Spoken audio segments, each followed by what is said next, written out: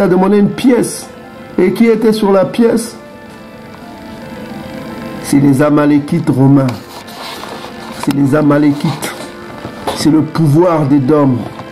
C'est la race supérieure d'Édom, le dirigeant d'Édom, les Amalékites.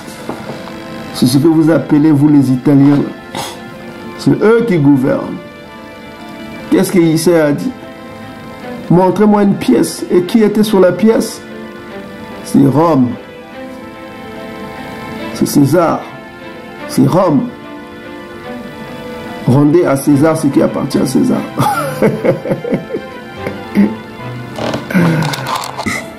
Prenez un billet de $1. Prenez la pièce.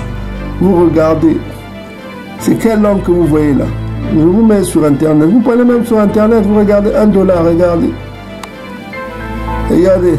Anut Copsus. C'est quelle langue? C'est le latin. L'Amérique, c'est un pays anglophone, c'est anglo-saxon, il parle anglais, mais pourquoi le latin se retrouve là? C'est la langue de qui? De Rome. Rome. Nuevus ordum seclum. Nouvel ordre mondial. Et c'est de ça qu'on va vous parler aussi avant qu'on commence la comparaison. Nouvel ordre mondial. À notre corpus, notre œuvre va s'accomplir. Nouvel ordre mondial. Et si vous faites, je ne sais pas, l'hexagramme qui est un symbole maçonnique, hein. Donc vous voyez une pyramide en bas qui exprime la féminité et une pyramide en haut qui exprime le masculin. Donc pyramide en bas exprime la terre, pyramide en haut exprime le ciel. Voilà, il est tourné vers le ciel, l'autre est tourné vers la terre.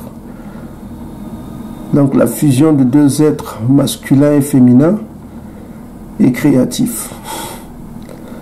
Donc ces gens-là connaissent de quoi ils savent de quoi ils parlent. Voilà, ils ne se contentent pas de dire que la nature nous enseigne. Ils ne se contentent pas, ils savent de quoi ils parlent. Ils sont dans la symbolique, dans le spirituel. Le spirituel très profond. Très profond. Voilà quoi. Ça, on va vous parler de ça. Je n'ai pas envie de parler du satanisme et de ses œuvres, bien qu'il faut connaître, il ne faut pas être ignorant des œuvres de Satan, mais ce n'est pas le sujet du jour. On va vous révéler des secrets un peu plus tard, ok? Ok? On va vous révéler des secrets. Mais ça, c'est une chose que l'Amérique est gouvernée par ces gens-là. Rome, ok? Si vous voulez connaître qui gouverne le pays, il faut regarder le billet. Vous allez en Angleterre, vous regardez qui est à la tête. C'est la tête de leur reine. Là. Voilà. Elle est sur le billet. Au temps de Mobutu, c'est le Mobutu qui était sur le billet du Congo. Ok? C'est lui qui gouvernait. Mais quand vous allez dans les zones CFA, c'est un peu compliqué. Bon, CFA, c'est la France. C'est pas le sujet. Donc... vous voyez dans beaucoup de dictateurs, c'est leur image qu'ils mettaient pour montrer que c'est eux qui gouvernent.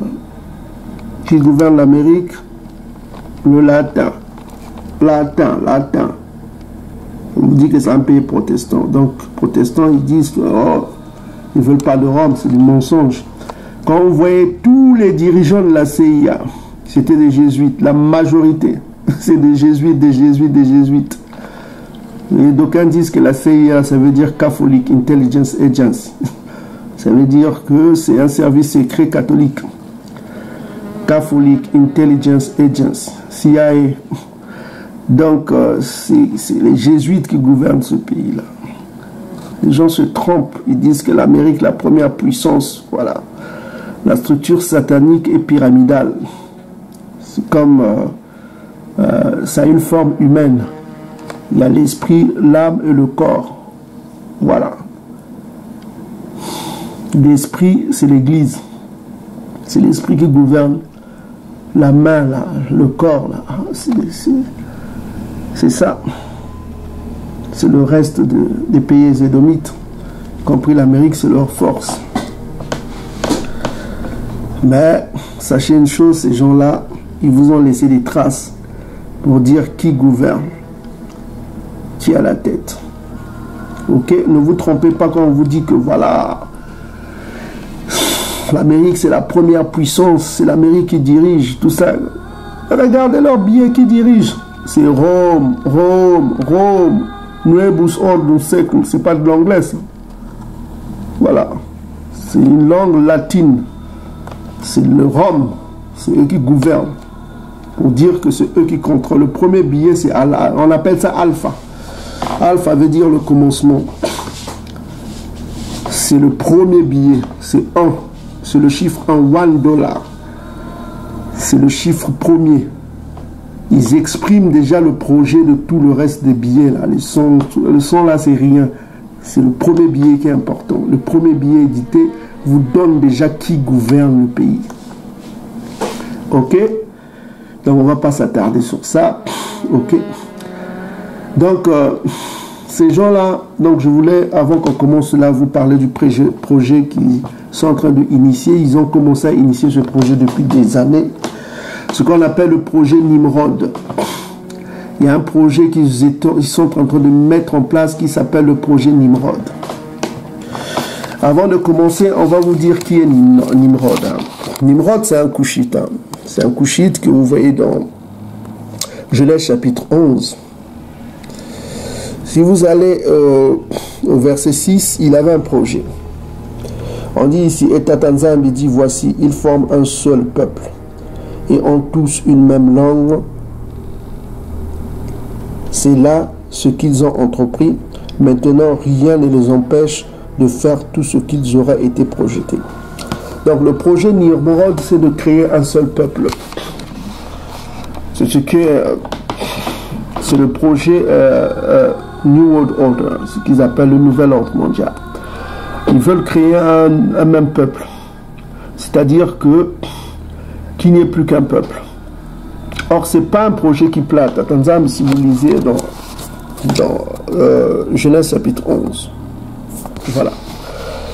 Et si vous allez dans Deutéronome chapitre 32, et on vous l'a déjà montré dernièrement, on vous dit que on vous donne le projet de Tatanzambi. Tatanzambi a un autre projet. Deutéronome chapitre 32, verset. On va commencer de 7. 32, verset 7 à 8. On dit ici, rappelle à ton souvenir les anciens jours. Passe en revue les années, génération par génération. Interroge ton père et il te l'apprendra. Tes vieillards et ils te le diront. Donc Tatanzambi a laissé un testament au Bantou ici en leur disant que écoutez vos anciens, ce qu'ils vous diront. Ok? Donc il faut être à l'écoute de ce que disent les anciens. Ok? Être à l'écoute de ce que disent nos anciens. Les Bankaka.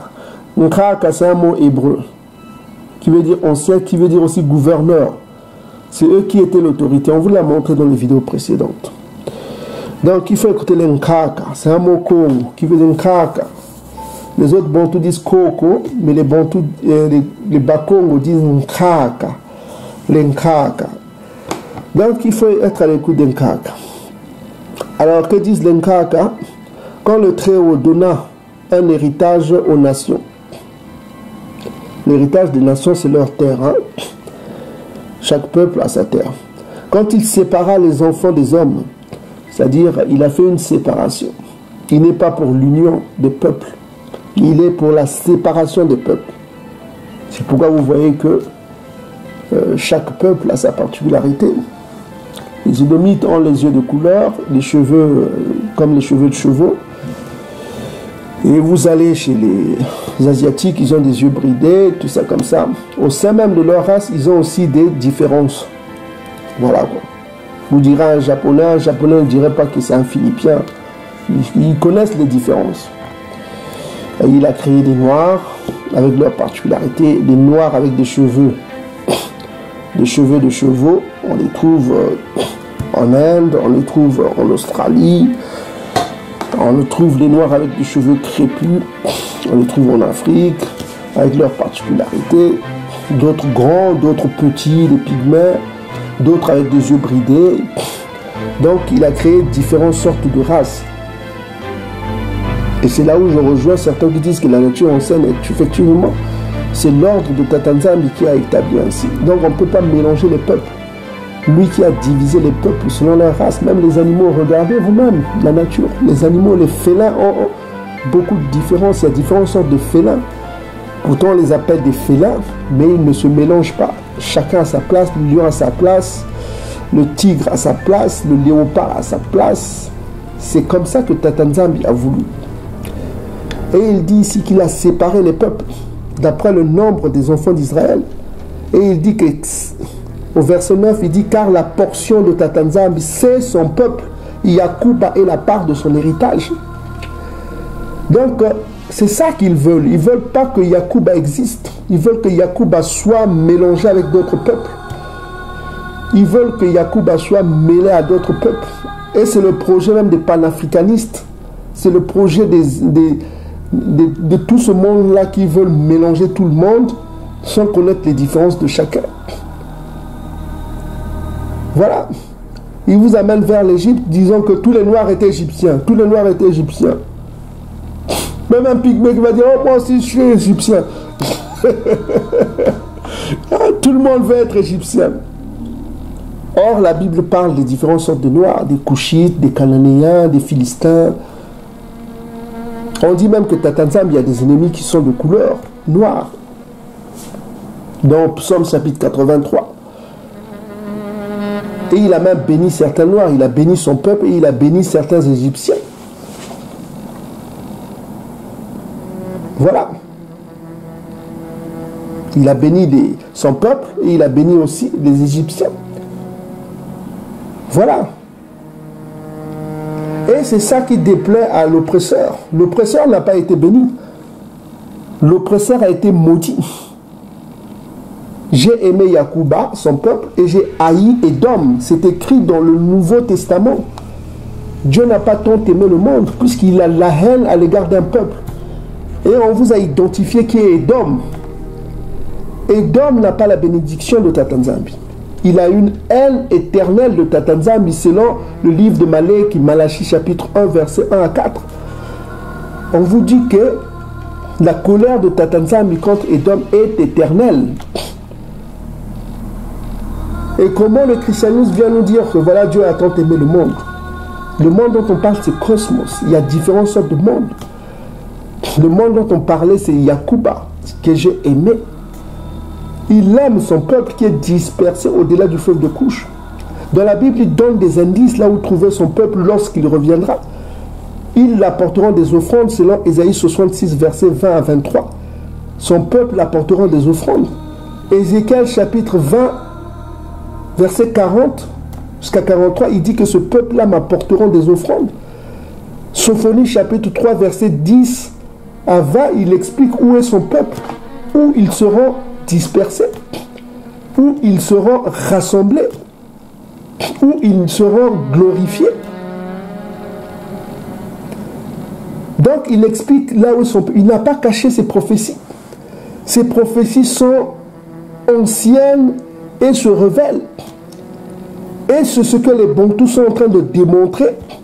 Beaucoup de frères et sœurs qui font des vidéos, ils sont en train de démontrer cela.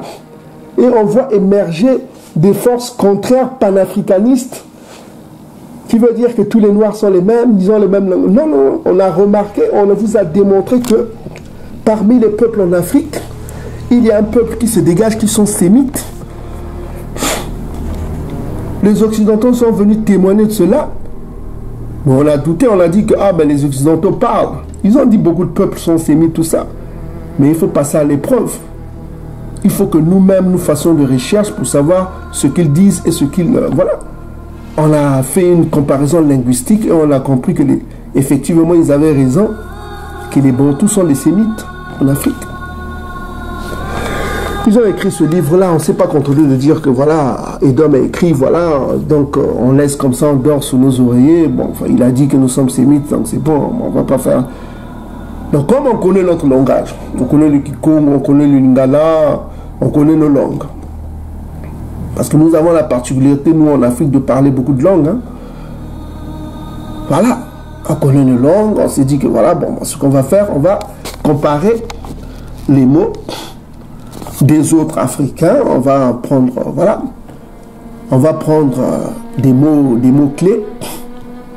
L'eau, l'enfant, couper, les mots qui étaient reliés aux patriarches pour voir si effectivement les Bantous sont sémites, jacobins. Parce qu'on peut être sémite mais pas jacobin, on peut être sémite édomite, on peut être sémite ishmaélite, on peut être sémite moabite, on peut être sémite madian. Il y a différentes sortes de sémites. Mais quelle est la particularité des sémites jacobins? Ils ont un langage particulier qui relève que de Jacob et de son vocabulaire, de ses traditions. Et on a étudié le côté social. Est-ce que les Bantous font la circoncision? Est-ce que les Bantous font certaines choses qui révèlent de la Bible? Leur langage, qu'est-ce qu'on a trouvé? Est-ce que c'est le peuple qui est au-delà du fleuve de Couche dont on parle, Tatanzambi, Yamazulu? Est-ce que ça reflète les Bantous? Donc c'est tout cela qui nous a mené à comprendre, à conclure que effectivement les Bantous sont le peuple lu. Ils sont le peuple lu. La prophétie parle d'eux, la prophétie biblique parle d'eux. Et c'est ce que d'ailleurs disaient nos prophètes. Les Vita Kimpa qui ont été brûlés. Les prophètes Kanga, beaucoup de prophètes. Les Mafuta, ils ont prophétisé cela. Ils ont parlé de ça. Nos prophètes ont parlé de ça, les Kimbangu.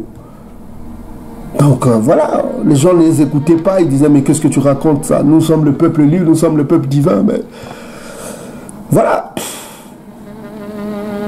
Et les vérités sont en train de sortir. Qu'est-ce qu'on voit? Au contraire, on voit encore des panafricanistes qui se révèlent, les égyptologues, les kémétels, je ne sais pas quoi, plein de dénominations.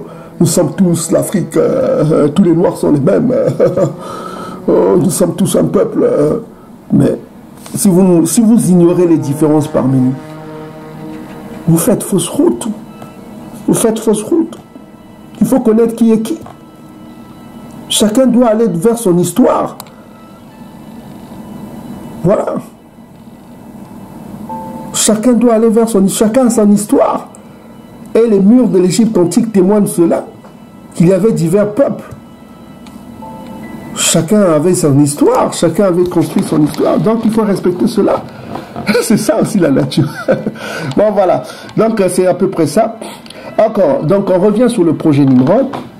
Le projet Nimrod consiste en quelque sorte de mélanger tout le monde. Donc il y a plusieurs étapes. C'est inciter au mariage mixte. Inciter au mariage mixte. Inciter à l'apprentissage de l'anglais. Inciter à couper les frontières. À faire en sorte que les peuples qu'il n'y ait plus des restrictions, à inciter l'immigration massive. C'est un projet qui est encouragé par beaucoup de la synagogue de Satan, les Khazars. Donc on va vous montrer un petit reportage pour vous démontrer que le projet Nimrod est en marche depuis longtemps. Et ça a commencé avec le christianisme. Les témoins de Jéhovah en sont aussi les prédicateurs. C'est-à-dire le but, c'est en quelque sorte d'effacer les fils de Jacob de la scène. De ne plus dire que les Jacobins sont des héritiers, de dire que tous les peuples sont les mêmes. Que Dieu aime tous les peuples, que Dieu n'a pas choisi qu'un seul peuple. Donc c'est ça le projet. De faire en sorte quand Isaïe reviendra, qu'il trouve qu'il est tout un peuple uni. Que son peuple s'est mêlé à d'autres peuples. Pourquoi ils font ce projet? Parce que les prophéties, c'est toujours pour aller à l'encontre des prophéties. Pour aller à l'encontre des prophéties. On va vous montrer une prophétie, pourquoi ils sont contre cela. C'est le psaume chapitre 47. Bon, c'est un petit psaume que je vais lire avec vous, hein, mais vous allez comprendre que ce psaume est effectivement puissant. On va lire le psaume chapitre 47, on va commencer à partir de 2, hein, 2, 33, tout ça comme ça. Alors, on va dire ceci. Vous tous les peuples, battez les mains. Poussez vers Tatanzambi des cris de joie.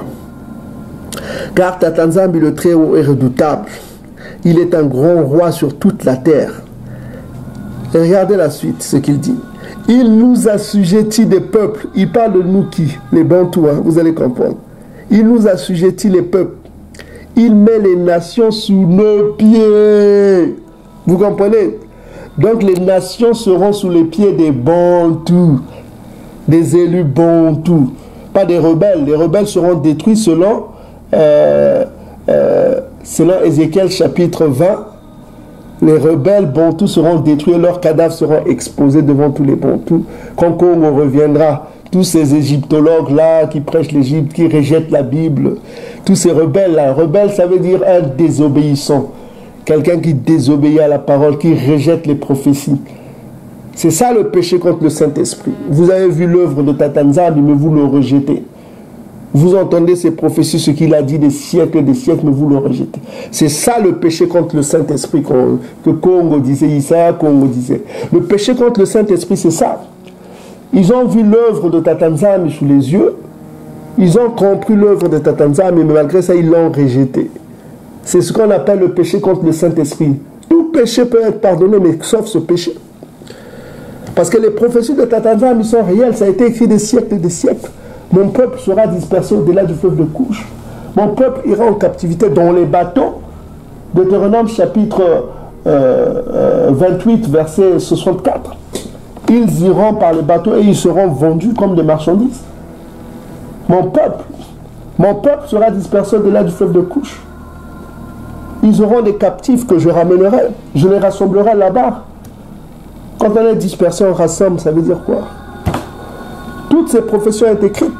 L'identité de mon peuple sera volée. Ça a été écrit dans Apocalypse chapitre 3, verset 9 et Apocalypse chapitre 2, verset 9.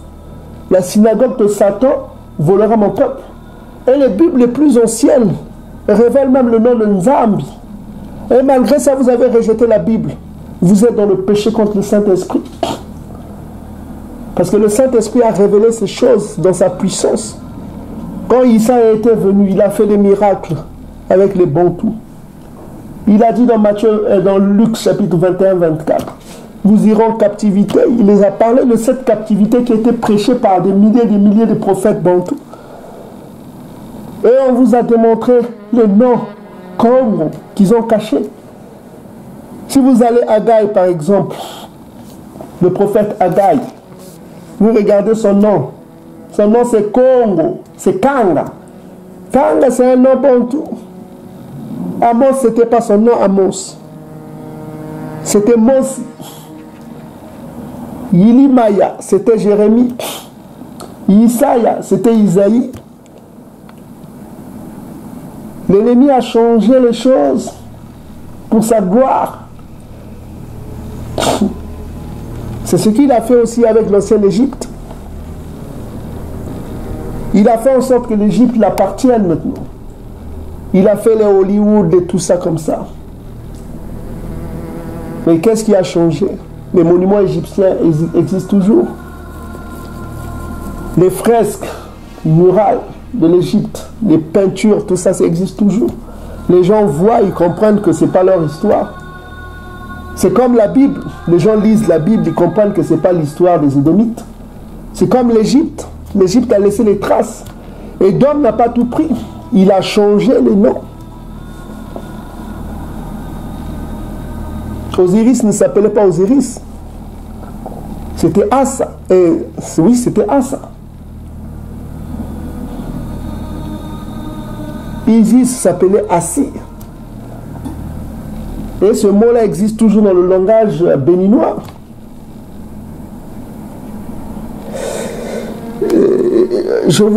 On est là, on travaille beaucoup pour vous révéler les choses. On ne peut pas dire que la Bible est fausse. Si vous dites que la Bible est fausse, dites que l'Égypte est fausse. L'Égypte antique. Les traces de leur passé existent toujours en Égypte, bien qu'ils ont été envahis par les Occidentaux, les Grecs. Ils ont créé une bibliothèque à Alexandrie, tout ça comme ça. Ils ont été envahis par les les Mahométans, l'Empire ottoman, mais c'est les Ottomans qui sont là-bas. Ils ont envahi ce secteur-là. Et si c'est que vous voyez là, leur président, c'est des Ottomans, mais là avec d'autres peuples, notamment les Bédouins, tout ça comme ça. Donc, voilà, il y a des Soudanais encore là-bas. Au sud surtout. Donc voilà, les monuments égyptiens existent toujours. Bien que Hollywood les met avec une couleur occidentale ou arabe ou je sais pas qui, mais les monuments trahissent de leur passé. Ils disent qu'ils étaient noirs. C'est comme avec la Bible. Vous lisez la Bible, ils disent que c'est eux la Bible. C'est eux les Juifs, c'est eux tout ça comme ça.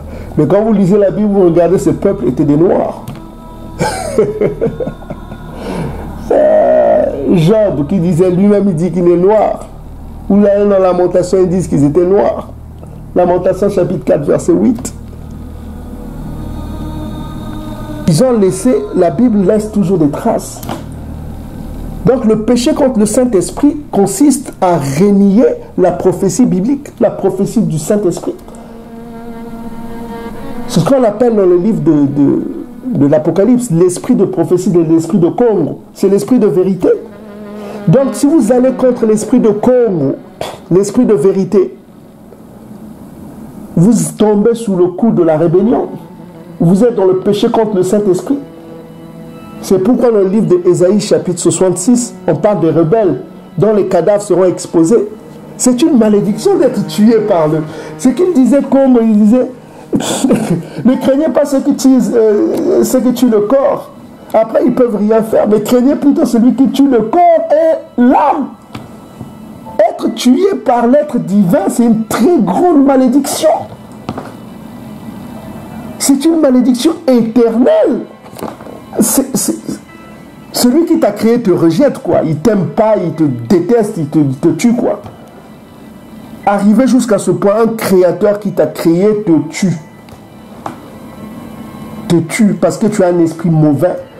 Tu as vu les prophéties, tu as lu les prophéties, tu as compris la Bible, tu rejettes la Bible. Oh, c'est un livre pour l'oppresseur, pour nous coloniser, Mais ce livre-là parle de ton histoire parce que tu n'as pas pris le temps de la comprendre, de qui il parle. Il parle même, ce livre-là parle même de la destruction de l'oppresseur. Parce que ce livre a été écrit d'une façon symbolique, d'une façon cachée. Pour que l'oppresseur ne se rende pas compte que sa propre destruction viendra de ce livre. Et c'était l'objet de Simon Kimbangu de dire qu'il encouragera le voleur avec le pied volé. Ils ont volé les traductions, l'histoire des Bantous, et ils ont essayé de mettre à leur sauce, mais quand ils ont fait avec le mur d'Égypte, ils commencent à casser les nez, certains modifient même les nez pour mettre un peu la peinture pour corriger, pour mettre une peinture blanche sur le mur d'Égypte pour édéniser, pour arabiser ces peintures-là. Ils ont fait un travail de corruption de ces peintures. Mais tout le monde est coucou, même les Édomites eux-mêmes révèlent que ce peuple a été des Noirs en Égypte. Et la Bible témoigne cela que les Hébreux et les Égyptiens étaient de la même race. Parce qu'on les confondait. On vous a parlé d'ailleurs de Massa, de Moïse, et qu'il a été confondu il a été pris pour un Égyptien, et Paul plus tard qui a été pris aussi pour un Égyptien. Donc on ne peut pas dire que la Bible c'est le livre des Édomites qui sont venus vers nous, c'est notre histoire qui est revenue vers nous, qui a été volée, qui est revenue vers nous. Donc, ce que je disais, les rebelles seront détruits par Congo, parce que c'est le péché contre le Saint-Esprit d'aller à l'encontre des prophéties de Tatanzambi. Il a donné les prophéties. La Bible est une autorité parce que ça parle de notre histoire, ça parle de notre passé. Et dans notre langage, on remarque les mots bibliques. On remarque que c'est notre histoire. Ok? C'est notre histoire dont on parle. On ne parle pas des Édomites dans la Bible. Quand on parle des Édomites dans la Bible, on parle de leur destruction. On parle qu'ils seront détruits. On parle de la haine de Tatanzambi contre ce peuple. On parle des Édomites comme des oppresseurs. des peuples oppressifs, des peuples mauvais, méchants, qui se sont pris au peuple de Tatanzam, le peuple divin. On parle d'eux comme des usurpateurs, des voleurs d'identité. C'est ça la Bible. C'est notre histoire. Nous devons reprendre ce qui nous appartient. Ok? Donc, on revient encore sur le psaume chapitre 47. Ça, c'est le psaume 47. Si vous le lisez tranquillement, vous comprenez le projet de Tatanzami pour son peuple. Il appelle son peuple, les élus de son peuple, à gouverner la terre. Il leur donne la terre. Et il dit ceci. Il nous choisit notre héritage, la gloire de Yacouba qu'il a aimé. Donc, je répète encore, au verset 3, pour certains, verset 2. Car Tatanzami est très haut et redoutable. C'est-à-dire, il ne faut pas badiner avec lui. Hein. C'est un tueur. Là, on parle en l'occurrence de Congo. Parce que c'est lui le roi. C'est lui le chef. Akaya Congo. Il est un roi de toute la terre. Il nous assujettit les peuples. C'est-à-dire, les peuples seront assujettis aux Bantous. Ils seront des esclaves des Bantous. Il met les nations sous nos pieds. C'est ça qui dérange le christianisme. C'est ça, ce verset-là, qui dérange le christianisme. C'est ça qui les révolte. Comment ce peuple si bas, ce peuple nègre, va gouverner notre terre? Ce peuple nègre que nous n'aimons pas. Pourquoi ils vont être des gouverneurs de la terre? Pourquoi Dieu les a choisis seulement? Pourquoi eux, pas nous? C'est ça qui dérange Édom. Il nous choisit, il met les nations sous nos pieds. Ça, vous savez ce que ça veut dire sous nos pieds? C'est la dominance, c'est la domination. C'est la royauté dont il a promis pour son peuple. Dans Apocalypse chapitre 1, la royauté dont il a promis. Apocalypse chapitre 2, ils gouverneront la terre avec une verge de fer. Tu fais les mariages mixtes, perds ta vie. Tu couches avec un chat, perds ta vie. Tu fais l'homosexualité, perds ta vie. C'est ça qui viendra. C'est la loi qui sera rétablie. Tu es pédophile, perds ta vie. Tu couches avec des animaux, perds ta vie. Tu manges du porc, perds ta vie. C'est la loi qui reviendra. C'est ça qui fait peur aux nations. C'est ça qui fait peur aux nations. C'est ça la verge de fer qui arrive. Donc il dit ceci. Il nous assujettit des peuples. Il met des nations sous nos pieds. Il nous choisit notre héritage. La gloire de Yacouba qu'il aime. Qu'il aime. Donc ça revient toujours dans le Nouveau Testament, dans les gens réunis même. Là où il dit que j'ai aimé Yacouba et j'ai haï Édom. Donc il aime son peuple. Il aime les élus de son peuple. Donc Tatanzami monte au milieu des cris de triomphe. Tatanzami s'avance au son de la trompette. Donc là on parle de Congo. L'arrivée au son de la trompette, ça rappelle le livre des Thessaloniciens. Il viendra au son de la trompette. On parle de l'archange Congo. On dit chanter à Tatanzami, Amazulu. Chanter à Tatanzami, chanter à Congo. C'est notre roi. Chanter à Congo, notre roi. Car Congo est roi de toute la terre. Chanter un cantique. Tatanzami règne sur les nations. Tatanzami pour siège son saint trône. Les princes des peuples se réunissent au peuple de Dieu d'Abana. Car à Tatanzami sont les boucliers de la terre. Il est le souverain élevé. C'est ça qui fait peur aux nations. C'est ça, ce verset-là. C'est ça qui fait peur aux nations. Ils ont peur. Ils ont peur. Ils ont peur de ça. Ils savent ce qui arrive. Il donnera le pouvoir aux élus de son peuple pour régner sur la terre. C'est ça l'objet du christianisme, c'est de détester ça. Ils ne veulent pas de ça, ils ne veulent pas entendre parler de ça, que le nègre règne sur la terre. Ils ne veulent pas entendre parler de ça, le christianisme. C'est tout leur projet, le projet Nimrod dont on va parler. Donc, on va voir un autre verset avant de vous montrer un reportage sur le projet Nimrod. Vous allez juger vous-même. Alors, ce psaume 149 est très intéressant.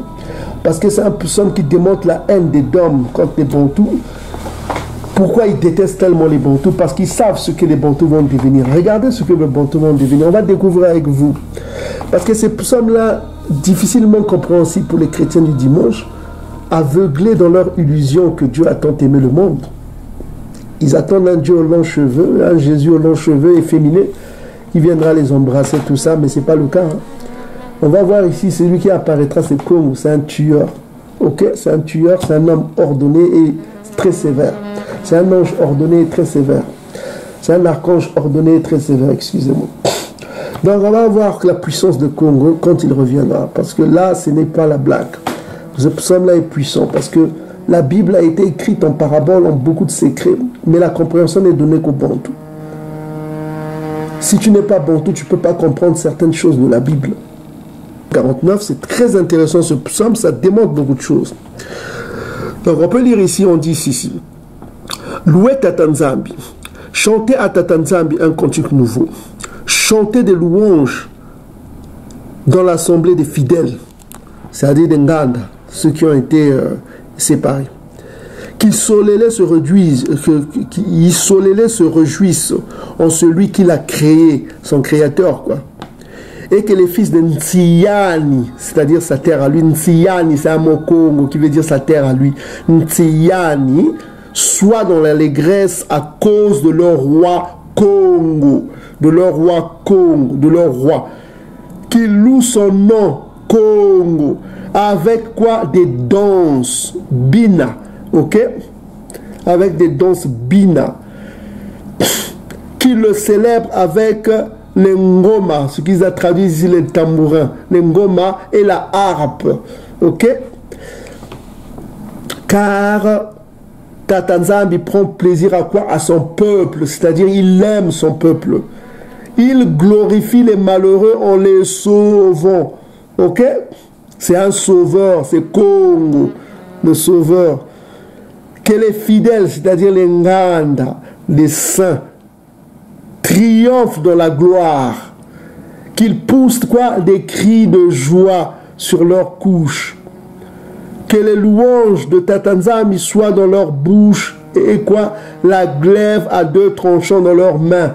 Vous comprenez? La glaive, c'est un instrument de guerre, c'est un instrument de punition, la glaive. Donc ils auront la glaive. Donc ça sera des juges. On parle ici des juges. Quand vous avez la glaive, vous louez, vous avez un instrument de guerre. Vous devenez quoi? Des juges, des tueurs. Donc il fera de son peuple un instrument de tueur. Des tueurs et des jugements. Ce sera des juges. Donc on parle ici. Et puis le verset 7 vous dit qu'est-ce qu'ils vont faire ces juges-là, puisqu'ils sont juges. Pour exécuter quoi? La vengeance sur quoi? Sur les nations, les bangos. Donc son peuple sera des vengeurs. Il fera de son peuple des vengeurs pour exécuter le jugement. Son peuple sera des juges. C'est pourquoi je vous dis que faites attention à qui vous parlez. Quand vous voyez des élus bantous, respectez-les, craignez-les. Ne les insultez pas. C'est pourquoi Issa Congo disait aimez-vous les uns les autres. Ne vous haïssez pas. Il fera de son peuple des juges. Pourquoi? Pour exercer la vengeance sur quoi? Sur les nations. C'est ça l'esprit de la Bible, c'est la vengeance. La Bible parle de la vengeance. Pour avoir la vengeance, il faut que quelqu'un subit quelque chose. Qu'est-ce que son peuple a subi? L'esclavage hardcore, la dispersion, l'oppression perpétuelle des Édomites et des nations. Là, on voit maintenant débarquer les japhétistes chinois qui viennent piller, qui viennent... C'était d'abord Édom, là on voit maintenant les Chinois qui viennent. On voit les Cananéens Tutsis qui tuent le peuple. Les Cananéens Tutsis se sont levés pour dire qu'ils seront l'ennemi des peuples divins. Mais quand Congo reviendra, ils devront payer. Ils devront payer de tout ce qu'il faut. Ils devront payer au même titre que Édom. Parce qu'il y a des choses terribles qui vont arriver. Parce qu'on est en train de vous démontrer que ce peuple est un peuple divin. Ce n'est pas de la blague tout ce qu'on vous démontre. C'est un peuple qui appartient au Créateur des cieux et de la terre. Vous savez ce que ça veut dire appartenir? C'est-à-dire que c'est un peuple qui appartient au Créateur des cieux et de la terre, et vous prenez ce peuple, vous agissez en mal contre ce peuple. Qu'est-ce que vous devez attendre alors? Vous croyez que vous aurez des bijoux de son peuple, de son Dieu? Vous croyez qu'il va vous aimer? Là, il dit, il fera de son peuple un instrument de jugement et de vengeance. C'est clair, c'est ce que les chrétiens du dimanche ne savent pas. Ils n'enseignent pas ce psaume-là. Le mot psaume veut dire chanson, hein. C'est pourquoi on met souvent les chansons dans nos vidéos. Ça veut dire chanson prophétique. C'est des prophéties. Pour exercer la vengeance sur quoi? Sur les nations. Et pour châtier quoi? Les peuples. Pour lier leur roi avec des chaînes. Lier leur roi avec des chaînes. C'est-à-dire leurs représentants. Roi au pluriel, là, ici. Avec des chaînes. Et leurs grands, c'est-à-dire leurs représentants, avec des sceptres de fer. Pour qu'ils ne s'échappent pas. Pour exécuter contre eux quoi? Le jugement qui est écrit. Qui est écrit. C'est pas ça la nature. La nature ne nous enseigne pas ça. Ça doit être écrit. Et ça a été écrit des siècles par des scribes bantous. Ça a été écrit des siècles par des scribes bantous. C'est une gloire pour tous ces fidèles. Loué Tata Nzambi Yamazulu. C'est ça la vérité. C'est les bantous qui vont exercer un jugement terrible sur la terre. Terrible. Et c'est les élus bantous qui vont exécuter ça. Et les rebelles bantous, ceux qui aujourd'hui renient la Bible, ceux qui se sont tournés vers l'égyptologie, les pratiques vaudou des fils de Cham, qui se sont tournés vers l'égyptologie. Hein. Oh, on abandonne la Bible, vous avez l'oppresseur, on ne veut pas de ça. Et ceux-là, ils perdront, ils pleureront comme ça. Ce sera trop tard. Parce que c'est le péché contre le Saint-Esprit. Vous avez rejeté la parole de Tata Nzambi et vous avez choisi les religions des nations. Vous mangerez le fruit des nations. Vous mangerez le fruit des nations. Montrez-moi une seule prophétie que dans le livre des morts, là où on parle de ces choses. Aucune prophétie on parle. Il n'y a aucune prophétie là-bas. Nothing. J'ai parlé avec beaucoup d'égyptologues. Aucune prophétie. Nada. Montrez-moi une prophétie dans le Coran qui parle des choses à venir. Nothing. Nada. Il n'y a rien. Mais la Bible parle des choses qui arrivent. Et c'est notre livre. Ça parle du Bantou. Donc, c'est ça que je voulais vous montrer. On va vous montrer rapidement. Alors, je vais vous prouver, peuple Bantou. Je vais vous prouver que ce livre-là est l'œuvre des scribes Bantou. Donc, nous allons aller dans 1 Chronique chapitre 10 que vous voyez ici. Et nous allons aller au verset 12. Donc, vous pouvez lire vous-même avec vos yeux. On dit ceci. Tous les hommes vaillants.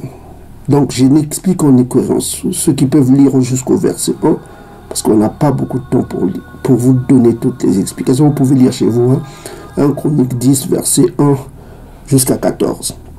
Vous prenez votre temps, vous pouvez lire. C'est l'histoire de la mort de Saul, qu'on appelle Saül. Son nom a été Saul, parce que c'est le choix du peuple pour régner sur le peuple bantou. Donc, on va vous montrer que ce livre-là est l'œuvre des scribes bantous. Parce qu'on a déjà montré des preuves, beaucoup de preuves. Tous ceux qui nous ont suivis, ils le savent. Maintenant, regardez attentivement. Nous sommes dans 1 Chronique chapitre 10. Nous sommes au verset 12. Les bantous qui vont me suivre, ceux qui connaissent leur langue, je ne parle pas de ceux qui ont grandi en Occident, qui connaissent que le français, ils ne connaissent pas leur langue. C'est pourquoi ils ne comprennent pas nos vidéos. Mais à ce Bantou-là qui ne connaissent pas nos langues, à ces Bantous-là qui sont en captivité, et apprenez les langues de vos pères, apprenez les langues Bantou. Vous verrez qu'il y a beaucoup de lébrons anciens. Maintenant, regardez la preuve. On dit ici, tous les hommes vaillants se levèrent, prirent le corps de Saula, Saül. Le corps de Saula. Donc Saül était mort. Vous comprenez? Et ceux de ses fils les transportèrent à Jabès. Je lis comme c'est écrit. Hein. Ils enterrèrent leurs os. Je répète. Ils enterrèrent leurs os sous le tébyrinthe à Jabès. Et ils jeûnèrent 7 jours. Maintenant, regardez, on va aller dans la traduction masorète. Je explique bien, la traduction masorète a été faite des siècles avant même que l'homme européen vienne en Afrique. Hein. Vous comprenez bien. Donc on va aller, on va cliquer ici. On va rentrer dans la traduction masorète. On va cliquer ici dans ce qu'on appelle interlinéaire. Voilà.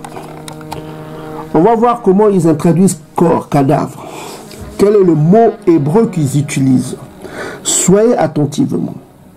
Regardez le mot hébreu qu'ils utilisent. On va aller là.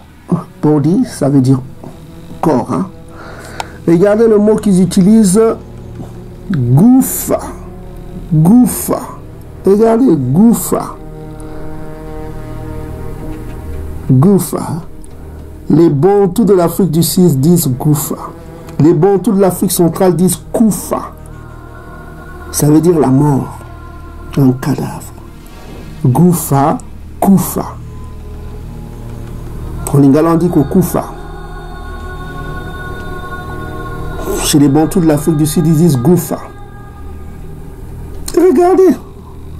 Korbad.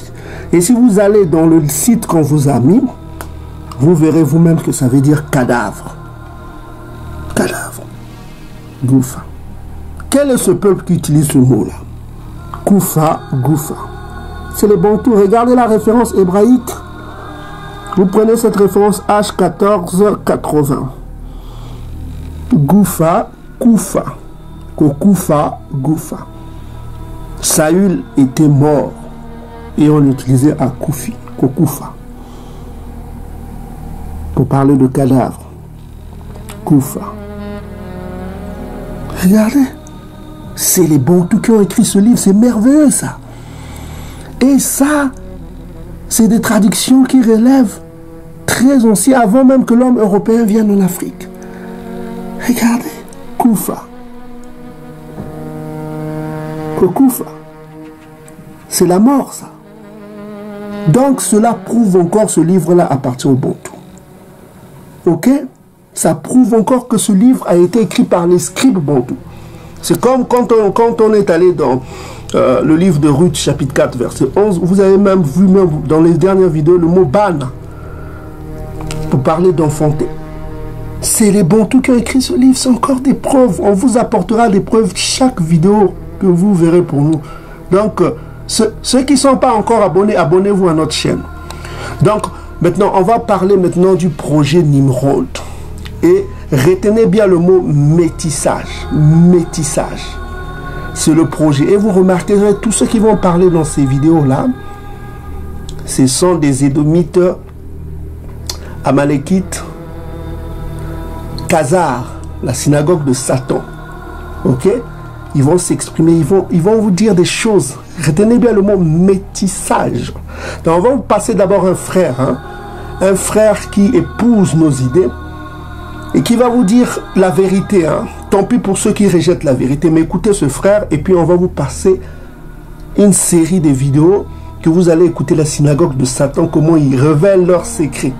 Le secret qu'on appelle le projet Nimrod. Retenez bien le mot métissage. Franchement, faut m'expliquer qu'est-ce qui tourne pas rond dans vos têtes. Pourquoi vous êtes là à palabrer pendant des heures sur des évidences? ils veulent, comme dans le passé, ces gens-là, tout ça là, qui nous ont esclavagisés, comme dans le passé, ils faisaient ça à coups de trick, hein? Ils violaient nos femmes, elles n'avaient pas leur mot à dire. Ils nous tabassaient, ils nous pendaient, ils nous brûlaient comme ils pouvaient le faire. Maintenant, ils peuvent plus le faire. Ils peuvent plus le faire comme ils veulent. On est dans un monde où tout est globalisé, tout se sait. Donc maintenant, leur nouvelle technique, merde, je leur ai déjà dit. Je l'ai déjà dit. Métissage, c'est fait pour nous faire disparaître. C'est un handicap de plus pour notre communauté. Je l'ai déjà dit, merde, vous êtes sourds ou faut tout le temps vous répéter? Ben, je répéterai 36 fois. Le métissage, c'est de la merde. C'est de la merde. Imprimez ça dans vos têtes. C'est de la merde. De la merde en boîte. Voilà. Comment vous voulez que notre communauté devienne forte si tout le temps, elle est là en train de se faire diluer? Voilà, ils veulent diluer le noir. Ils veulent blanchir le noir. Voilà. Merde, on a le droit d'exister, merde. Si on est contre le métissage, c'est notre droit. C'est notre droit. Les juifs font tout pour bloquer pour bloquer ça. Pourquoi quand c'est les juifs, personne ne dit rien? Quand c'est les juifs, les chinois, les japonais, je vous dis même pas, c'est écrit dans leur constitution. La constitution du pays japonais, hein? Eh ben, chez les japonais, va faire un enfant avec un japonais. Ils vont zigouiller ton enfant. Va faire un enfant avec un chinois. Tu vas voir ce que c'est. Va essayer de prendre une femme juive. Va essayer. Je vous mets au défi. Que n'importe lequel de nous a essayé de prendre une juive. Même un métis. Même un métis qui a essayé de prendre une femme juive. Vous allez voir ce que c'est. Vous allez voir ce que c'est que le communautarisme. Le communautarisme chez eux, c'est puissant. Pourquoi chez nous, on devrait tout accepter? Le métissage, c'est de la merde. C'est satanique, je vous l'ai déjà dit. Donc voilà, comme on dit, la répétition, c'est le début de la science. Et ben on va le répéter jusqu'à ce que vous deveniez des scientifiques. Parce que là, c'est pas possible. C'est tout simplement pas possible. Vous êtes là, ouais, à vouloir clasher sur des trucs évidents. On doit se préserver. Vous voulez quoi? Vous voulez que la race noire disparaisse? Vous voulez que demain, quand on dise noir, noir égale métis? C'est ça que vous voulez? Qu'il n'y ait plus aucun noir comme moi? Qu'on soit tous des métis demain? Jamais, pas avec moi. Je vais matraquer les gens, je vais matraquer mon entourage, même les inconnus, pour contrer cette histoire de métissage. Je l'ai déjà dit, on n'est pas contre les métis, on est contre le métissage. Mais stop! Stop, bordel de merde, stop, pas plus! Pas plus, comme les Français disent, non, on peut pas accueillir toute la misère du monde. Et ben voilà, on va stopper le métissage, on va pas accueillir tous les métissages de partout. Métissé chinois, métissé arabe, métissé blanc, métissé dans tous les sens. C'est-à-dire que le noir qui est métissé dans tous les sens. C'est comme une pute qui s'est fait faire une tournante. Voilà, chacun son tour. Chacun son tour il va avec sa dose de métissage. Chacun va faire ses choses sur les noirs. Non. Non, ça s'appelle du protectionnisme. Si vous n'arrivez pas à comprendre ça, eh ben, j'ai arrêté de discuter avec vous. Vous êtes trop cons pour comprendre ça. Voilà, ciao. Il n'y a pas de processus de civilisation sans rencontre, contact, métissage culturel. Et pour un biologiste, par ailleurs, le métissage, qu'il soit culturel ou bien qu'il soit biologique, est un extraordinaire facteur de vigueur. Je veux dire, rien n'est revigorant autant que le métissage. Voilà, si tu veux venir. Il y a des petites filles d'une autre couleur que la tienne dans ta classe? Non. Ah bon, tout le monde est blanc. Il n'y a pas de jaune, pas de noir, pas de rouge? Non. Mais s'il y avait? Bah, peut-être ça serait mes copines, si ça serait des filles. Si tu devais un jour te marier avec Magis, c'est possible? Pas maintenant, quand il serait grand. Voilà, et ben écoutez, c'est très bien. La peur du mélange, ce que j'appelle la mixophobie, vient du fait qu'on n'arrive pas à imaginer un jeu qui serait en évolution. À chaque fois que je me mélange avec quelqu'un, je prends des choses de lui, donc mon identité se transforme. Il y a vraiment mélange quand mon identité évolue et se transforme. Et le mot que j'ai envie de dire, c'est pas deviens ce que tu es, le mot de Nietzsche, mais ce serait joue ce que tu es. Ne crois pas à ton identité fixe. En Brésil, ça ne marche pas. Brésil, société métissée, société de mélange, ça ne marche pas. On ne dit jamais à quelqu'un d'où tu es, quelles sont tes origines. On n'a pas besoin de ces marqueurs identitaires. Et c'est un jeu d'équilibre, c'est une danse. Le mélange nous invite à une danse avec l'autre, mais une danse qui nous transforme. C'est la danse de l'identité. Aussi bien les moments extraordinaires que nous donne l'immigration, parce que le métissage est quelque chose de très beau, de quelque chose qui fait avancer nos sociétés. Parler, mais l'objectif, c'est relever le défi du métissage. Donc, dans ce qu'on appelle tous les jours, et de manière, si vous voulez, très insistante, le métissage. Vous dites que le métissage, c'est l'avenir. Le sous-titre de mon livre, c'est Vers une modernité métisse. Est-ce que le métissage, aujourd'hui, est un tabou? Des couleurs, des couleurs. Vous dites même que le mot métissage, il y a quelque chose d'agressif là-dedans. Oui, parce qu'il faut faire cette éducation du pays pour qu'il apprenne que désormais, son avenir, c'est le métissage. Ce n'est pas un choix. C'est une obligation. C'est un impératif. On ne peut pas faire autrement. Si ce volontarisme républicain ne fonctionnait pas, il faudra alors que la République passe à des méthodes plus contraignantes encore. Parce que le métissage, il faut l'entendre stricto sensu, c'est le métissage, y compris biologique. Est-ce que la définition du métissage donnée par la France est la même que donnerait un Congolais? Quelle culture